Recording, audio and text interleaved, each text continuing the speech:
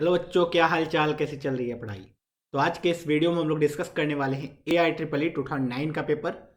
और ये पेपर का पार्ट 2 होने वाला है, जिसमें कि हम लोग टोटल 10 क्वेश्चन सॉल्व करेंगे। तो यार पेन एंड पेपर लेके बैठ जाओ। जो भी क्वेश्चन तुम्हारी स्क्रीन के सामने आएगा उसको सबसे पहले तुम्हें खुद से सॉल्व करना है। तुम खुद से सॉल्व कर लोगे, देन उसके बाद सॉल्यूशन देखना। सॉल्यूशन में अगर कुछ मैं नया ट्रिक बताऊं या फिर कुछ नया सोचने का तरीका बताऊं तो उसको भी नोट डाउन कर लेना। एंड इस टाइप के क्वेश्चन दोबारा कभी आए तो उसको फोड़ देना, मचा देना। तो चलो स्टार्ट करेंगे। क्वेश्चन नंबर 1 अपने पास है कि भाई the area of the reason bounded by the parabola this. हमारे पास एक पैराबोला गिवन है एंड बोला गया है टेंजेंट इस पे ड्रॉ करना है। ठीक है, एक पैराबोला ड्रॉ करो एंड उस पर एक टेंजेंट भी ड्रॉ करो जो कि पॉइंट दिया है 2,3 एंड एक्स एक्सेस। ये तीनों मिला के एक एरिया कुछ बाउंड होगा, उसका एरिया बता दो भैया। ठीक है, तो वो एरिया हमें आइडेंटिफाई करना पड़ेगा। सबसे पहले तो हमें क्या करना होगा, डायग्राम एक रफ स्केच बनाना पड़ेगा। उस रफ स्केच को बनाने के लिए तुम्हें थोड़ा बहुत नॉलेज होना चाहिए कि भाई ये तो y² = 4ax टाइप लिखा हुआ है, जहाँ पे y में शिफ्टिंग हुआ है और x में भी शिफ्टिंग हुआ है। तो x एंड y में शिफ्टिंग कर देते हैं। देखना बहुत ही ध्यान से, भाई y में कितना शिफ्टिंग हुआ है, 2 यूनिट। तो 2 यूनिट शिफ्टिंग कर देंगे तो y = 2 लाइन एक बना दूंगा मैं। x में कितना शिफ्टिंग हुआ है, 1 यूनिट। 1 यूनिट शिफ्टिंग कर देंगे इधर भी, x = 1 लाइन बना दूंगा मैं। देन एक पैराबोला बनाऊंगा जिसका सेंटर जो होगा, सॉरी वर्टेक्स जो होगा, वो 1,2 होगा। तो दिस पॉइंट इज 1,2। इधर से एक पैराबोला जाएगा कुछ ऐसा। ठीक है, ओके। तो हमने एक रफ स्केच बना दिया y² = 4ax पैराबोला को शिफ्टिंग करके। अभी जो रेड वाला है ये अपना पैराबोला है। अब इस पे एक टेंजेंट ड्रॉ होगा, उसके पहले सारे कोऑर्डिनेट्स लिख लेता हूँ मैं। ये कोऑर्डिनेट मुझे पता है ऑलरेडी। क्या ये कोऑर्डिनेट पता चल जाएगा, बोलेंगे हाँ। y की वैल्यू 0 पुट करके देखो। y की वैल्यू जैसे ही 0 पुट करोगे ये आ जाएगा 4 = x-1। x की वैल्यू 5 आ जाएगी। सो 5,0 कोऑर्डिनेट होने वाला है ये वाला। ओके, और x एक्सिस ये अपना है। अब हमें क्या बनाना पड़ेगा, बस tangent. Tangent to the parabola at the point 2,3। अब टेंजेंट निकालने का टेंजेंट इक्वेशन चाहिए मुझे। टेंजेंट का इक्वेशन निकालने के बाद मेरे पास मल्टीपल वे है। या तो मैं एप्लीकेशन ऑफ डेरिवेटिव यूज कर लूँ या तो कोऑर्डिनेट ज्योमेट्री यूज कर लूँ। कोऑर्डिनेट ज्योमेट्री में क्या होता है, कोई भी कर्व है तो उस पर x1, y1 पॉइंट पे टेंजेंट लिखने हमें आता है t = 0 से। तो मुझे लग रहा है कि सिंस पॉइंट मुझे पता है, मुझे सिर्फ dy/dx दैट इज स्लोप चाहिए। तो मैं क्यों ना डायरेक्टली एप्लीकेशन ऑफ डेरिवेटिव लगा दूं। इसको मैं दोनों साइड डिफ्रेंशिएट करता हूं विथ रिस्पेक्ट टू x। तो ये आ जाएगा 2 टाइम्स y-2 इंटू y-2 का differentiation is dy/dx is equal to x का डिफ्रेंसिएशन 1 एंड 1 का डिफ्रेंसिएशन 0। 2,3 पे निकालना है, y की वैल्यू 3 डालूंगा, dy/dx is equal to 1। So dy/dx की वैल्यू जो आ गई 1/2 आ गई। अच्छा, dy/dx आ चुका है, 2,3 पॉइंट मुझे पता है, तो I can write the equation of the tangent. y-3 is equal to 1/2 x-2। Cross multiply करो 2 से, you will get 2i is equal to, या फिर 2i-6 is equal to x-2। So we got 2i is equal to x+4। ठीक है, और we can say x, या फिर ऐसे ही रहने दिया, 2i is equal to x+4। हमें एक टेंजेंट का इक्वेशन आ गया। x की वैल्यू इसमें 0 पुट करूंगा, y की वैल्यू 2 आएगी। ठीक है, x की वैल्यू 0 पुट करूंगा, y की वैल्यू 2, y की वैल्यू 0 पुट करूंगा, x की वैल्यू -4। इसका मतलब ये वाला जो लाइन है वो कुछ इस तरीके का आने वाला है। सिंस वो टेंजेंट है इस पॉइंट पे, तो मुझे इस तरीके से ड्रॉ करना होगा कि वो टेंजेंट दिखे। लेट्स से ये लाइन है, यहाँ टेंजेंट है एंड ये पॉइंट कितना है, 2,3।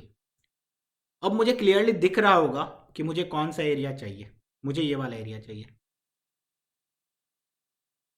अब ये जो एरिया है मोटा मोटी, इसमें सारे कोऑर्डिनेट्स मुझे पता चल चुके हैं ऑलरेडी। This is 0,3। ये पॉइंट भी पता है मुझे, ये पॉइंट भी पता है 0,2 है, ये पॉइंट भी पता है 5,0 है, -4,0 है। अब मुझे मेन डिसाइड क्या करना होगा कि भाई मैं जो एलिमेंट लूँगा वो हॉरिजॉन्टल एलिमेंट लूँ या वर्टिकल एलिमेंट लूँ।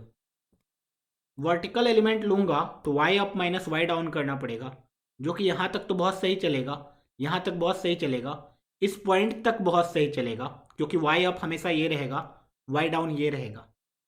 लेकिन इस पॉइंट की आगे दिक्कत होगा, यहाँ पे y अप ये, y डाउन ये, और इस रीजन में y अप ये, y डाउन ये। तो मुझे दिख रहा है मल्टीपल वे में मुझे ब्रेक करके एरिया कैलकुलेट करना पड़ेगा। एंड अगर मैं हॉरिजॉन्टल एलिमेंट लूँ, हॉरिजॉन्टल एलिमेंट में x right minus x left निकालना होता है। मैं यहाँ भी रहूँगा तो एक्स राइट मेरा यही रहेगा और एक्स लेफ्ट ये लाइन ही रहेगा। बीच में भी कहीं रहूँगा तो ये कर्व होगा एक्स राइट, एक्स लेफ्ट मेरा लाइन होगा। इधर भी कहीं चला जाऊँगा तो एक्स राइट हमेशा ये रहेगा, एक्स लेफ्ट मेरा वो रहेगा। दिस मीन्स वाई की वैल्यू 0 से 3, वाई की वैल्यू 0 से 3, X right is parabola, parabola is y minus two का होल स्क्वायर, कितना था y माइनस टू का whole square is equal to X minus one, X right चाहिए तो y माइनस टू का होल स्क्वायर प्लस 1, ये एक आ गया, माइनस एक्स लेफ्ट के लिए लाइन है 2y is equal to X plus 4, तो x is equal to 2y minus 4, x is equal to 2y minus 4। बस ध्यान से हमें रखना है कि कैलकुलेशन मिस्टेक ना हो जाए, ठीक है। चलो हमने एरिया लिख लिया, अब इंटीग्रेशन का क्वेश्चन है ये। बेसिकली इंटीग्रेशन करेंगे y माइनस टू का whole cube divide by 3 plus Y minus 2y का इंटीग्रेशन इज वाई स्क्वायर, तो minus Y square and minus minus plus 4 into Y. 0 से 3 रखेंगे, अपर लिमिट रख दो, 3 रखोगे तो 3 माइनस टू 1, 1 का whole cube is 1/3 plus 3 minus 9 plus 12। Upper limit minus lower limit रखोगे तो देख रहा है 0 रखोगे तो ये तो 0 हो जाएगा, ये भी 0 हो जाएगा, ये भी 0 हो जाएगा, बचेगा ये 0 रखो, माइनस 2 का होल क्यूब इज -8/3। तो अल्टीमेटली हमारे पास कुछ आंसर आने वाला है। दिस इज 12 प्लस 3 15, 15 माइनस 9 6, तो 1/3 प्लस 6 प्लस 8/3, तो इसको 6 को 18/3 लिखा जा सकता है। 18 प्लस 1 19, 19 प्लस 8 27/3, 9 आ गया यहाँ तो। ऑप्शन नंबर 2 सिंपल सा क्वेश्चन था एरिया अंडर द कर्व का। थोड़ा बहुत कॉन्सेप्ट आना चाहिए हमें, थोड़ा इंटीग्रेशन आना चाहिए, कैलकुलेशन अच्छे से करेंगे क्वेश्चन बन जाएगा। एरिया अंडर द कर्व का क्वेश्चन थोड़ा डिफिकल्ट होता है, हमेशा याद रखना। एरिया अंडर द कर्व का जब भी क्वेश्चन आए तो बहुत ही ईजी कर्व आ जाए जिसमें एरिया बहुत ही आसानी से निकल रहा है, तभी उसको फर्स्ट अटेम्प्ट में करो। नहीं तो हमेशा ट्राई करना कि एरिया अंडर द कर्व का जो क्वेश्चन है ना उसको एंड के लिए छोड़ दो, क्योंकि यार उसमें 4-5 मिनट लग जाते हैं, ठीक है। सही बोल रहा हूँ, और कैलकुलेशन मिस्टेक हो गया तो गया। एरिया अंडर द कर्व के जो क्वेश्चन आएंगे ना उसको लास्ट में ही रखा करो। नेक्स्ट क्वेश्चन देखो, एप्लीकेशन ऑफ डेरिवेटिव से बोला given P X is equal to X to the power 4 plus A X cube plus B X square plus C X plus D. ठीक है भाई, अब ये जैसे ही एक्स टू द पावर 4 दे दिया उसके आगे 1 दे दिया कोएफिशिएंट, इससे ये पता चल गया इन्फिनिटी पे भी इन्फिनिटी जाएगा इधर, इसका graph something like this he बनेगा। अब बीच में वो कितनी बार कट कर रहा है, कितने रूट से मुझे नहीं पता है, लेकिन इधर भी ऊपर जाने का है। नेक्स्ट हम लोग बस देखते जा रहे हैं ना क्या क्या यूज हो रहा है क्या नहीं यूज हो रहा है। चलो, such that x is equal to 0 is the only root of p dash x। इसका मतलब अगर मैं p डैश x निकालू तो आएगा 3 into x cube plus 4 into x cube plus 3ax square plus 2bx plus c। अब बोला है p dash of 0 is only 0, p dash 0 निकालोगे तो c आएगा, c की वैल्यू 0 आ गई। ओके, दिस मीन्स हमारे पास जो p डैश x आया वो एग्जैक्टली आ गया 4x cube plus 3x square plus 2bx। ठीक है भाई, only x is equal to 0 is the root. इसका मतलब इसका जो डेरिवेटिव है p डैश x, px का जो डेरिवेटिव है उसका क्या सिचुएशन है, उसका ये सिचुएशन है कि भाई x इज इक्वल टू 0 पे ही ये साइन चेंज कर रहा है अपना, x इज इक्वल टू 0 पे ही साइन चेंज कर रहा है। p डैश x कुछ ऐसा है x multiplied by 4x square plus ax plus 2b type. Okay, तो इधर प्लस इधर माइनस ऐसा कुछ। इसका मतलब px जो है इधर डिक्रीजिंग है एंड इधर इंक्रीजिंग है। ठीक है, next P of -1 is less then P of 1। ठीक है, -1 इधर कहीं है, 1 इधर कहीं है, 0 बीच में है, P ऑफ 1 की वैल्यू ज़्यादा है P ऑफ -1 से। इसका मतलब कुछ ऐसा सिचुएशन है। अब देखो ऐसा सिचुएशन है, अब बहुत सारे बच्चे ये पूछेंगे सर ऐसा ही सिचुएशन क्यों है, ऐसा सिचुएशन क्यों नहीं है, ऐसा ही सिचुएशन क्यों है, ऐसा सिचुएशन क्यों नहीं है ना। ठीक है, ओके, तो वो मैंने पहले ही एक्सप्लेन कर दिया कि x⁴ आ गया, this means x tending towards infinity रखोगे फिर भी वही इधर, तो यहां से ऐसे। लेकिन अब कोई बच्चा ये भी पूछ सकता है सर बीच में ऐसा हो जाए फिर ऐसे चले जाए, तो इसी बीच में कहीं ऐसा हो गया हो, यहां पे भी ऐसा सिचुएशन आ सकता है। अगर मैं px का ग्राफ बनाऊं, px का ग्राफ बनाऊं तो x इज इक्वल टू 0 पे स्लोप p डैश x यहां भी 0 हो सकता है, और जैसा मैंने ग्राफ बनाया वहां भी 0 हो सकता है। तो हम कौन सा माने, उसके लिए हमें कॉन्केविटी देखना पड़ेगा। कॉन्केविटी देखने के लिए हम लोग क्या करते हैं, हम लोग p double dash x calculate करते हैं। p double dash x calculate करेंगे, आएगा 12x² plus 2ax plus 2b। ठीक है नहीं, 4x³ ये 3ax² था, तो यहाँ पे 6ax आएगा। हाँ, 12x² plus 6ax plus 2b। ठीक है, ये p डबल डैश एक्स एक क्वाड्रेटिक इक्वेशन आ गया। अब इस क्वाड्रेटिक इक्वेशन के बारे में सोचो, p डबल डैश एक्स की हमें जरूरत पड़ेगी भी नहीं, क्योंकि यार p डबल डैश एक्स से हम लोग ज़्यादा कुछ बता भी नहीं पाएंगे। क्यों? क्योंकि हमें a और b के बारे में नॉलेज है नहीं, हमने p डैश एक्स से ही पता कर लेना है। p डैश एक्स एक क्यूबिक पॉलिनोमियल है, एंड क्यूबिक पॉलिनोमियल अपना साइन चेंज कर रहा है 0 पे, इधर डिक्रीजिंग होगा, इधर माइनस है इधर प्लस है, तो ऑब्वियस सी बात है इधर डिक्रीजिंग होगा और इधर इंक्रीजिंग होगा। तो अपने आप ये पता चल गया कि पी एक्स जो होगा ये इसी टाइप का होगा, जिसमें मैंने जो ये ग्राफ बनाया ये यही वाला ट्रू होने वाला है, यही वाला ट्रू होने वाला है। तो मुझे पता है कि यहाँ पे कुछ वैल्यू आएगी, इधर कुछ ऐसा आएगा डिक्रीज करेगा एंड इधर इंक्रीज करेगा। तो अब मुझे सब कुछ पता है, this is p of 1, this is p of -1, this value is p of 0, p of -1 is not the minimum, right बात है, p of 0 is minimum but p of 1 is maximum, right है, क्योंकि हमें इसी इंटरवल में देखना है, तो इसी इंटरवल में ये राइट है। तो option number A he true हो गया। ठीक है, तो ज़्यादा एनालिसिस नहीं करना था हमें, बस ये चीज़ को देख लेना था एंड हमें p डैश एक्स के बारे में देख लेना था। ठीक है, p डैश एक्स एक क्यूबिक इक्वेशन है, उसके हिसाब से देख लेना था कि भाई x³ है, उसके आगे 4 है, तो ऑब्वियस सी बात है इन्फिनिटी को ये इन्फिनिटी की तरफ जाएगा पॉजिटिव, एंड 0 के आगे साइन चेंज करेगा नेगेटिव। ठीक है, तो बस p डैश 0 एग्जैक्टली 0 होगा, कहीं 0 एक लाइन आएगा, p डैश 0 इज 0, उसके आगे ऊपर उठेगा, उसके पीछे नीचे ही रहेगा, तो 0 के इधर p डैश एक्स हमेशा नेगेटिव रहेगा, 0 के आगे p डैश एक्स हमेशा एक पॉजिटिव वैल्यू रहेगा। तो जब नेगेटिव एंड पॉजिटिव पता ही चल चुका है मुझे p डैश एक्स के बारे में, तो मैं क्यों ना डायरेक्टली पी एक्स के बारे में बता दूं। ठीक है, नेक्स्ट क्वेश्चन, नेक्स्ट क्वेश्चन अपने पास है, the shortest distance between the line this and the curve this. अब इसको भी सॉल्व करने का मल्टीपल वे है। एक तो तरीका होता है, हमें सिखाया जाता है एओडी में, एओडी के बहुत सारे क्वेश्चन आ रहे हैं, एओडी में एक चीज सिखाया जाता है कि shortest distance is always, shortest distance is always along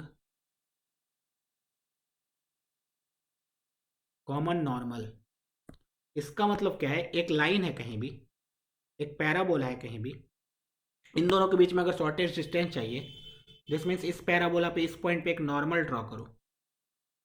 ठीक है, कॉमन नॉर्मल, वो भी इस पे भी परपेंडिकुलर, इस पे भी परपेंडिकुलर, तो ये जो डिस्टेंस आएगा ये शॉर्टेस्ट डिस्टेंस हो जाएगा। ओके, तो इसको ड्रॉ करने का तरीका क्या है, तो ये लाइन है, इसका स्लोप मुझे पता है, y is equal to X plus 1 line है, तो स्लोप इज 1। इसका मतलब अपने जो नॉर्मल है उसका स्लोप -1 होने वाला है। नॉर्मल का इक्वेशन लिख सकते हैं क्या, इक्वेशन कैसे लिखेंगे, तो वी नो पैराबोला है y² is equal to 4ax type, y² is equal to 4ax type parabola है, तो इस पर नॉर्मल का इक्वेशन मुझे आता है। तो नॉर्मल का इक्वेशन मुझे आता है, that is y is equal to -tx plus 280 plus 80 cube, and we can see इस पैराबोला का जो स्लोप है वो -t के बराबर है, दिस मीन्स स्लोप तो हमारा -1 के बराबर, देयरफॉर टी की वैल्यू कितनी आ गई, 1 आ गई। टी की वैल्यू 1 अगर आ गई तो पैराबोला का नॉर्मल आ गया, y is equal to -x plus 2at, A की वैल्यू कितनी है 1/4, तो 1/4 इंटू 1 प्लस AT³ 1/4 इंटू 1 का होल क्यूब, तो y is equal to -x, this is 1/2 plus 1/4, तो ये आ गया 2/4 3/4, ठीक है। Okay, y is equal to -x plus 3/4। अब ये लाइन है तो ये पॉइंट मुझे पता चल गया पैराबोला पे, ये पॉइंट क्या है, AT² 280, उसी पे तो ये नॉर्मल का इक्वेशन होता है। तो AT² 280 अगर वो पॉइंट है तो a की वैल्यू 1/4, t की वैल्यू 1, तो 1/4 2, a की वैल्यू 1/4, t की वैल्यू 1, सो ये 1/2, तो 1/4 1/2 पॉइंट है ये। ओके, एक पॉइंट पता चल गया, लेट्स से ये पॉइंट P है। अब ये पॉइंट अगर Q है तो Q पॉइंट मुझे पता चल जाएगा, या फिर मैं क्या करता हूँ, P पॉइंट से परपेंडिकुलर डिस्टेंस ही कैलकुलेट कर लेता हूँ। P पॉइंट से परपेंडिकुलर डिस्टेंस इस लाइन पे कैलकुलेट कर सकता हूँ क्या, yes. x minus Y plus 1 is equal to 0 पे 1/4 1/2 से परपेंडिकुलर डिस्टेंस कैलकुलेट कर लो, तो कैलकुलेशन के बाद पता चलेगा, that is 1/4 minus 1/2 plus 1 divide by √2 का modulus, so this is equal to -1/4 plus 1, ठीक है। 1/4 माइनस 1/2 इज -1/4, -1/4 4 माइनस 1 3/4, तो 3/4 √2, इसको √2 से मल्टीप्लाई एंड डिवाइड करो, तो ये आ गया 4 इंटू 2 8, तो 3√2 divide by 8, 3√2 divide by 8 is fourth option, ठीक है। सिंपल, कॉमन नॉर्मल के अलॉन्ग लाई करता है भाई शॉर्टेस्ट डिस्टेंस। लेकिन इसको एक और तरीके से सोच सकते हैं, किस तरीके से सोच सकते हैं, तो हम कॉमन नॉर्मल, लेट से कोई बच्चा ऐसा है जिसको नॉर्मल का इक्वेशन याद नहीं है, भाई नॉर्मल का इक्वेशन भूल गया लेट से, क्योंकि हर किसी को याद नहीं रहता है, तो उसके लिए एक ट्रिक है कि भाई तुम बोल दो कि लेट से पैराबोला पे जो पॉइंट है AT² 280, वही वाला point AT² 280 date is T²/4 T/2, यही पॉइंट जो है इस लाइन से शॉर्टेस्ट डिस्टेंस पे है, तो क्या इसी पॉइंट का डिस्टेंस इस लाइन से निकाल सकते हैं, बोलेंगे हाँ, जो मेहनत किया यहाँ पे वही मेहनत यहाँ टी के फॉर्म में कर देते, तो ये डिस्टेंस जो आता हमारा क्या टी के फॉर्म में आता, बोलेंगे हाँ, डिस्टेंस भी टी के फॉर्म में आ जाता। अच्छा, डिस्टेंस टी के फॉर्म में आता, उसको हमें क्या करना है, मिनिमाइज करना है। क्या एप्लीकेशन ऑफ डेरिवेटिव लगाते थे, हाँ, डिस्टेंस मिनिमाइज करना है, D is a function of कोई फंक्शन आ गया टी का, उसको मिनिमाइज करना है। हमें आता है ना किसी फंक्शन का मिनिमम निकालना है, f' निकालते, टी की वैल्यू निकालते, देख लेते हैं f'' पे कहाँ नेगेटिव पॉजिटिव आ रहा है, f'' कौन से टी पे, वहाँ पे f' मिनिमम आ जाता, ठीक है। तो यहाँ पे हमारा उससे भी क्वेश्चन सॉल्व हो जाता विदाउट नोइंग दी नॉर्मल का इक्वेशन, लेकिन नॉर्मल का इक्वेशन पता था तो इससे क्वेश्चन बहुत ही आसानी से सॉल्व हो गया। चलो next question, vectors and 3D, the line this lie in the plane this then alpha beta, इस टाइप का क्वेश्चन रिसेंटली भी आया हुआ है, ठीक है। अब एक प्लेन है मेरे पास और एक लाइन है, अब बोला गया ये जो प्लेन है ये परफेक्टली उस लाइन पे है, तो बताओ अल्फा बीटा की वैल्यू क्या होगी। इस लाइन के बारे में पूरा पार्ट पुर्जा हमें पता है, तो कोई भी लाइन एक प्लेन पे कब होगा, तो सपोज दिस इज प्लेन, ये एक लाइन है तो ये इस पे है, दिस मीन्स प्लेन का जो नॉर्मल वेक्टर है और ये लाइन का जो डायरेक्शन वेक्टर है, उन दोनों का डॉट प्रोडक्ट 0 होने वाला है, एक कंडीशन। लेकिन ऐसा कंडीशन तो बहुत सारे लाइन सेटिस्फाई करेंगे, क्यों, ऐसे ये भी लाइन होंगे, ये भी लाइन होंगे, ये भी लाइन होंगे, ये भी लाइन होंगे, ये सारे लाइंस इस कंडीशन को सेटिस्फाई कर रहे होंगे। लेकिन हमने एक चीज तो मान लिया कि हाँ ऐसा है, अब इसको यहीं पे होना है, जिसमें ये कंडीशन के साथ साथ मैं ये बोल दूं एक पॉइंट जो है ना, कोई भी एक पॉइंट लाइन पे वो इस प्लेन को सेटिस्फाई कर रहा है, तो अपने आप हो जाएगा इस प्लेन पे। अच्छा, सिर्फ ये नहीं कर सकते थे क्या कि एक ही पॉइंट इस पे सेटिस्फाई कर रहा है, नहीं कर सकते थे, क्यों, क्योंकि ऐसे तो बहुत सारी, ये भी लाइन है जिसका एक पॉइंट सेटिस्फाई कर रहा होगा, वो भी लाइन है जिसका एक पॉइंट सेटिस्फाई कर रहा होगा, ठीक है। तो ऐसे हम इनफाइनाइट लाइन आएंगे, दिस मीन्स दोनों कंडीशन लगाने पड़ेंगे, इसका direction vector 3 i cap minus 5 j cap plus 2 k cap, this is direction vector. इसका normal vector is i cap plus 3 j cap minus alpha k cap. इन दोनों का dot zero कर दो, 3 into 1 3, 3 into minus 5 minus 15, minus alpha into 2 is minus 2 alpha is equal to 0। तो 2 alpha की वैल्यू कितनी आ रही है? -12। अल्फा की वैल्यू कितनी आ रही है? -6। यहीं से आंसर आ गया ऑप्शन नंबर 1, क्योंकि एक ही ऑप्शन है -6 अल्फा की वैल्यू। नेक्स्ट तुम्हें ये पॉइंट दैट इज 2, 1, -2 ये इसको सेटिस्फाई करेगा, तो सेटिस्फाई करवाओ। 2, 1 that is 3 minus alpha into -2 that is 2 alpha plus beta is equal to 0। तो बीटा की वैल्यू आ रही है 3 + 2 5 -5 -2 अल्फा डेट इज 12। ठीक है, तो ये 7 आ गया, तो -6, 7 ऑप्शन नंबर 1। ठीक है, आई होप तुम्हें समझ में आया होगा। चलो नेक्स्ट क्वेश्चन पे मूव करेंगे। परमुटेशन एंड कॉम्बिनेशन बोला है from 6 different novels and 3 different dictionaries. मेरे पास नॉवेल्स कितने हैं? 6 नॉवेल्स हैं, 3 डिक्शनरीज है। बोला गया 4 नॉवेल, यहां से 4 नॉवेल निकाले गए एंड यहां से 1 डिक्शनरी निकाला गया। Are to be selected and arranged in a row, एक रो में रख दिया। 5 एलिमेंट आ जाएंगे, 1 2 3 4 5 एलिमेंट। ठीक है, on A shelf so that the dictionary is always in the middle.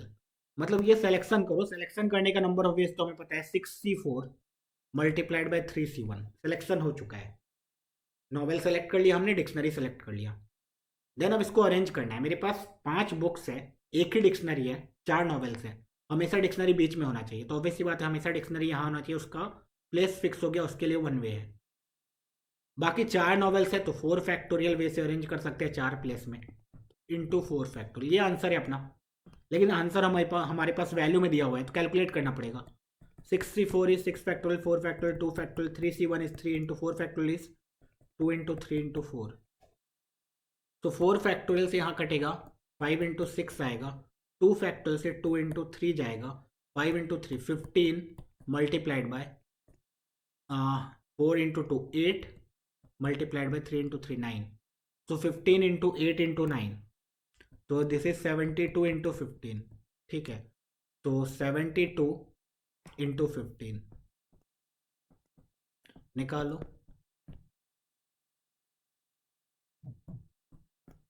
2 7 0 1080 1080। तो एटलीस्ट 500 बस लेस देन 750 गलत, एटलीस्ट 750 लेस देन 1000 गलत, लेस देन 500 गलत, एटलीस्ट 1000 सही। ऑप्शन नंबर 3 सही है अपना। ठीक है, इजी क्वेश्चन था ये तो। नेक्स्ट क्वेश्चन हमारे पास प्रोबेबिलिटी से है। अब देखो बोला है प्रोबेबिलिटी में इन बाइनोमियल डिस्ट्रीब्यूशन दिस, ये जो नोटेशन होता है इसका मीनिंग हमें पता होना चाहिए।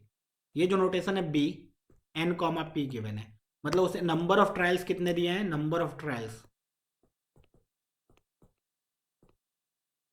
N and probability of success दे दिया। Okay, binomial distribution I hope सबको आता होगा। उसमें क्या होता है, probability that R time success मिले is same as N C R P to the power R Q to the power N minus R. ठीक है, सो यहां पे वही करना है। If the probability of at least 1 success, कम से कम एक सक्सेस, मतलब पी एक्स ग्रेटर देन और equal to 1 is greater than और equal to 9/10 is greater than और इक्वल टू 9/10। बस ये कॉम्प्रीहेंड जिसने कर लिया उसका क्वेश्चन बन जाएगा। Then N is greater than N is greater than what. ठीक है भैया, ये कैलकुलेट कर लेंगे। एन ट्रायल से तुम खुद सोचो ना, इसको ऐसे थोड़ी लिखोगे x is equal to 1, x is equal to 2 या फिर x इज इक्वल टू 3 से लेकर के x is equal to n। इतना सम करने से अच्छा है कि भाई कम से कम एक सक्सेस मिलना चाहिए। This is same as total probability 1 minus जब एक भी सक्सेस नहीं मिला, 0 सक्सेस, एंड इसकी वैल्यू ग्रेटर देन इक्वल टू 9/10 दी हुई है, खत्म। तो 1 minus NC 0 success into P to the power 0 Q to the power N हो जाएगा।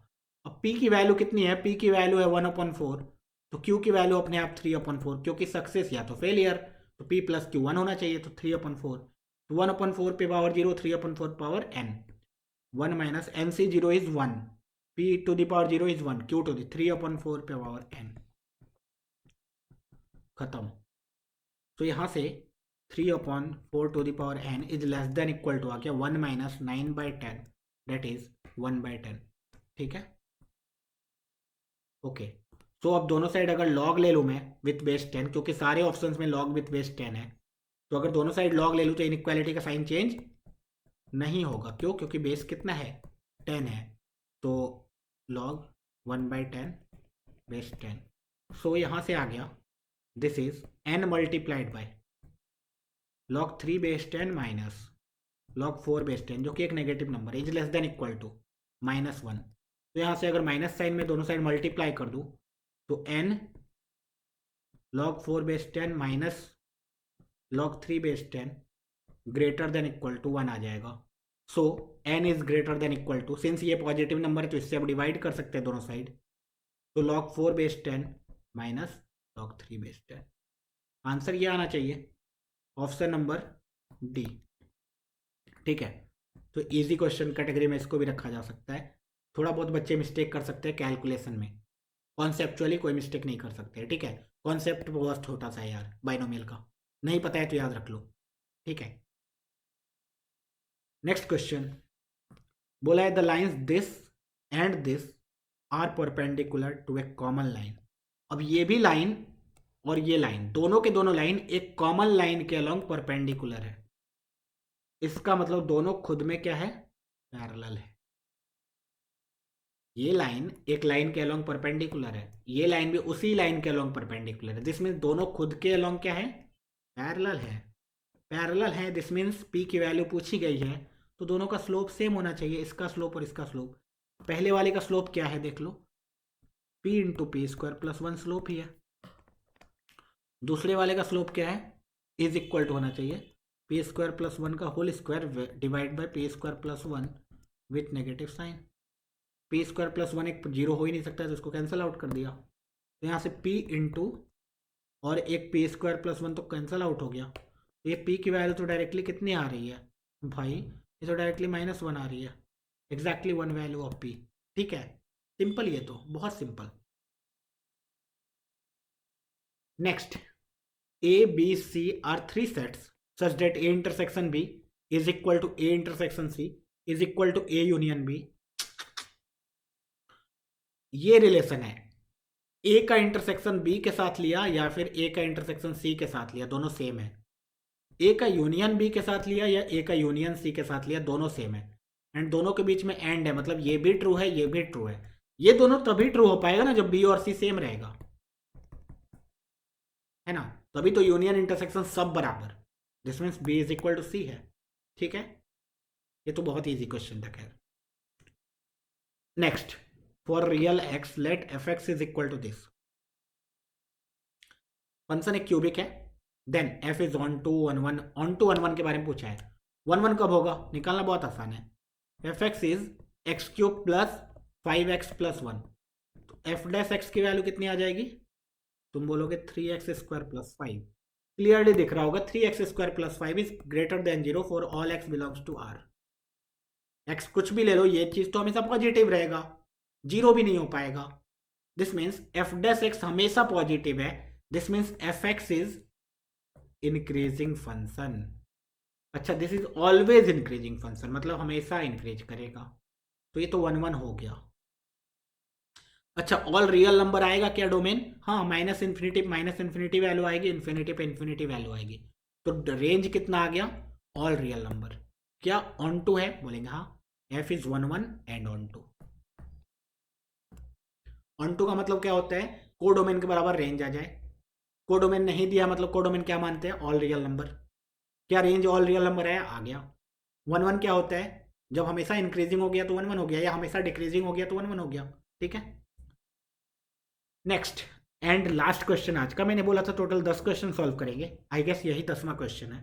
चलो देखो, the differential equation which represents the family of this curve y is equal to c1 multiplied by e to the power c2x where c1 and c2 are arbitrary constant.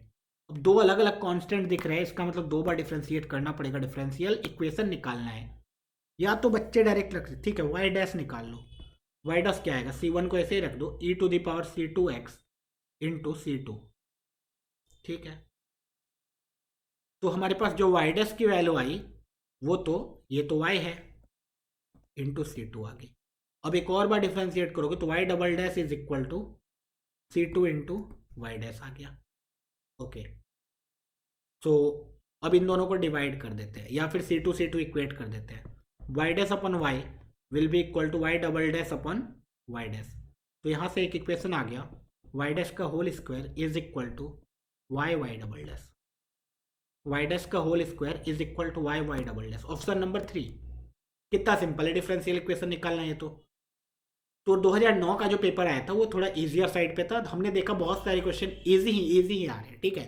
Part 1 जो हमने किया था जिसमें 5 के 5 स्टेटमेंट रीजन वाले question किए थे वो डिफिकल्ट थे, लेकिन ये सारे क्वेश्चन बहुत ही ईजी थे और बहुत ही आसानी से हमने सॉल्व भी कर लिया यार। ये जो लास्ट के आखिरी के 4-5 क्वेश्चन थे वो तो बहुत और भी ईजी थे, शुरुआत के जो 3-4 क्वेश्चन थे वो थोड़ा डिफिकल्ट भी थे। एरिया अंडर द कर्व वाला, तो इसलिए मैंने बोला था एरिया अंडर द कर्व वाला जो क्वेश्चन है ना वो हमेशा लास्ट में करने का, एरिया अंडर द कर्व वाला जो क्वेश्चन है ना हमेशा लास्ट में करने का, ठीक है। एंड उससे टाइम भी सेव होगा और बाकी क्वेश्चन बनेंगे, क्योंकि यार इजी क्वेश्चन तो आएंगे। अगर 25 क्वेश्चन आ रहे हैं तो 15 क्वेश्चन तो इजी रहेंगे यार जो तुमसे बनने चाहिए। तो अगर तुम इस 15 पे फोकस कर रहे हो ना तो इस 15 को तो पहले सही करो 100%, देन उसके बाद जो बाकी के 10 क्वेश्चन बने उसमें मॉडरेट भी होंगे, कुछ टफ होंगे, तुम्हें एलिमिनेट करना है, बेसिकली सेलेक्टिव क्वेश्चन सॉल्व करने हैं। टफ क्वेश्चन को हटा दो, मॉडरेट वाले क्वेश्चन को सॉल्व करने की कोशिश करो टाइम बचे तो, जैसे एरिया अंडर द कर्व का हो गया। तो तुम 20 क्वेश्चन तो सॉल्व कर ही लोगे, 20 क्वेश्चन भी अगर सॉल्व कर लेते हो ना तो यार 240 मार्क्स आ जाते हैं, 20 तीनों में सॉल्व कर ले तो केमिस्ट्री में तो ज़्यादा सॉल्व हो जाता है। एंड अगर 300 में 240 मार्क्स ला रहे हो बहुत अच्छा हो जाएगा, बहुत अच्छा, ठीक है। तो पढ़ते रहो, मचाते रहो, ऑल द बेस्ट।